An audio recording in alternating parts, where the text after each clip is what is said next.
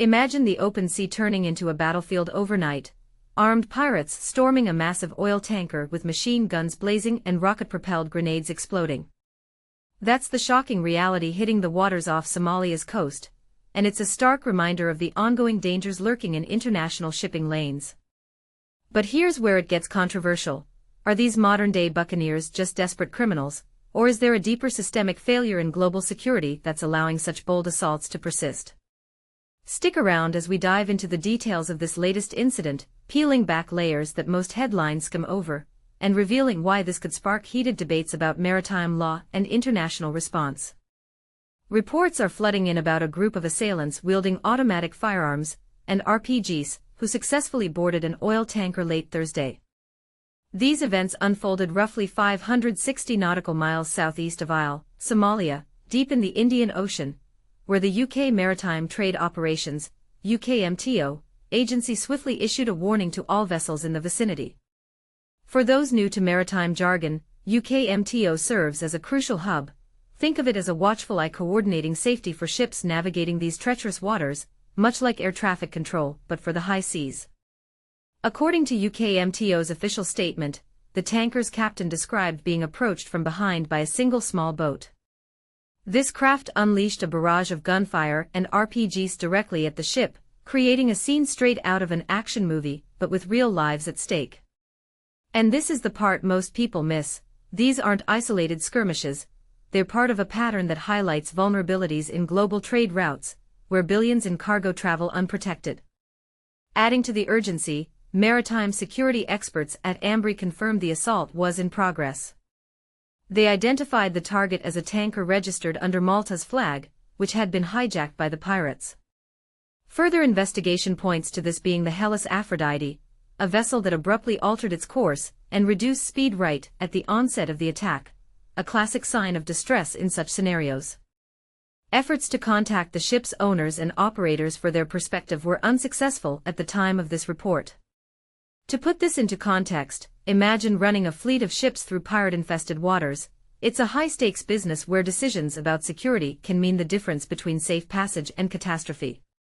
Now, here's a piece that might surprise you and fuel some disagreement. DataWrapper provides the visual aids for our coverage, and to display that interactive content, we need your consent for cookies and similar tech.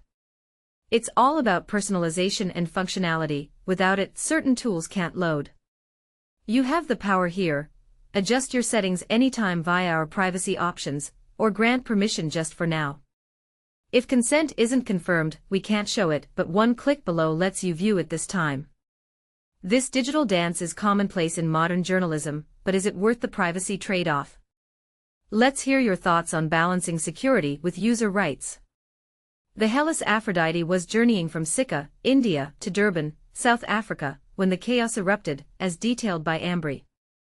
The attackers arrived via a small speedboat and initiated gunfire against the tanker, their statement reads.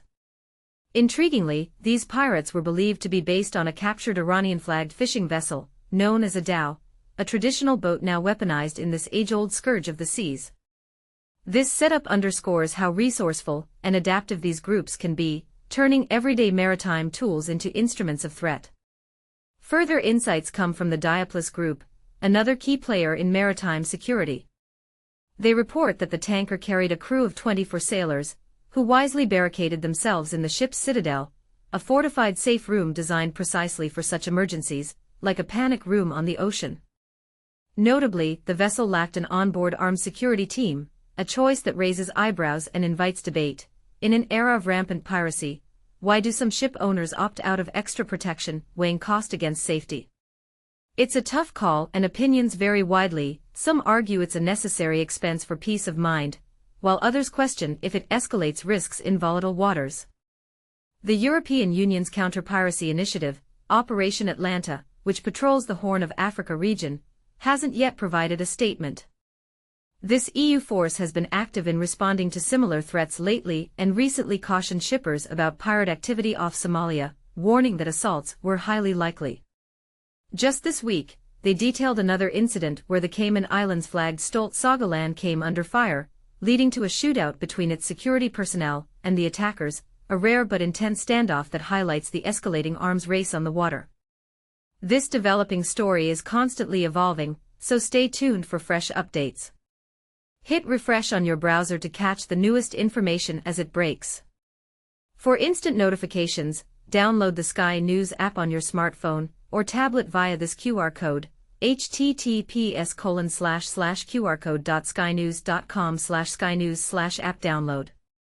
Alternatively, join our WhatsApp channel at https://whatsapp.com/channel/0029VA868FV8VD1USF99TP when you are subscribed to our YouTube channel at https://www.youtube.com/skynews to never miss a beat.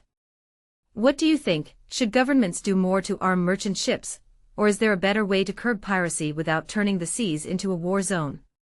Do you agree that privacy settings in news apps are a fair compromise, or does it infringe too much? Share your views in the comments below. We're eager to hear differing perspectives and spark a meaningful conversation.